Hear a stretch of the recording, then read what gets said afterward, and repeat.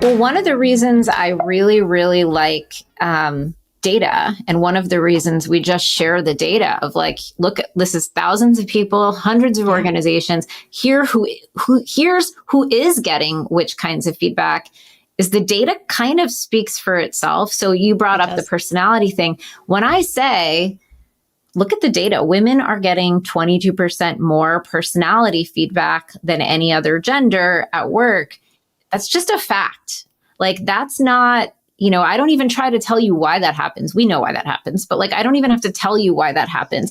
As an HR leader, you should be really concerned about that, right? Because you know that personality feedback received by anyone is not helpful, appropriate. It's not going to help somebody grow.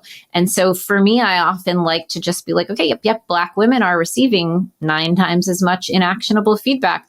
Everybody should think that's a problem, regardless of how we got here. And so sometimes you can sort of get, especially in the tech mindset, in technology and finance, data often is held in this elevated position. So I think this is how I got into publishing data about this in the first place, is it was a really good way to communicate with skeptics. Now, it's not necessarily a good way to communicate with racists, like someone who's determined, but you do have people in the middle who are skeptical, and data often can help them go on the journey. I think it helps so much. There's so much, even from like thinking about what I was like as a child and the things that were acceptable then to like now, in the last like however many years, I've just been excited about more people having this conversation about fairness at work, because I often say to my friends, like, I feel this immense burden as a woman to be extraordinary at everything I do. And sometimes I look at my male counterparts and I think, why do you just get to be like ordinary and that's good enough?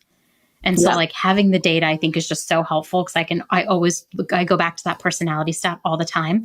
I send people that report constantly. I'm like, if you are truly wondering, like, what is holding back women and people of color at work, like, you should read this report, because it helps you understand the feedback we're giving them. And that tells you a much bigger story. Well, thank you. Work is, I find everything you all do fascinating. Data is super important too, because you're right, when connecting it to the skeptics, it's like, oh, you don't believe my personal lived experience. Here's a data set that tells you all the things that I'm also telling you about why your feedback is bad and biased. So that's really great. I'm so thankful we had a chance to have this conversation today. I think a lot of HR people are really struggling with performance and feedback, to the point you made. Like, we're focusing on retaining our employees, and our employees want those growth opportunities, but when they don't get good feedback, they're going to leave. So if you had one tip to give an HR person who's listening today to like go do one thing after listening to this podcast episode, what is the one thing you would tell them to do?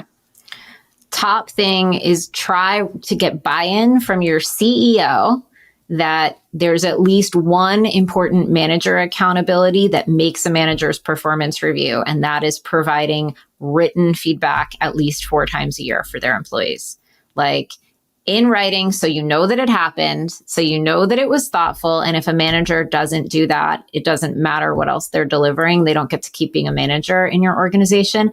If you were doing one thing that would change the game, I think, and by the way, if your CEO says no, that will tell you that you're always going to be swimming upstream in that organization. That no matter what you do, you will not be able to achieve what you're trying to achieve. So that's what I would say. Oh, my soul hurts, because I know how many people are going to listen to that and say, there's no way my CEO would ever agree. But if you're a CEO listening to this, you really should care about your managers giving feedback, because that continues to be the number one touch point for the employees. There's also that stat that like your manager has a bigger impact on your mental health than your partner.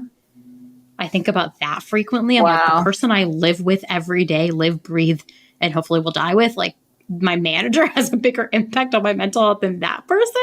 Just remember, 63% more likely to quit if the people receive low quality or no feedback. So bring that stat to your CEO, because your CEO doesn't want people to quit within 12 months. Like, no one wants that to happen.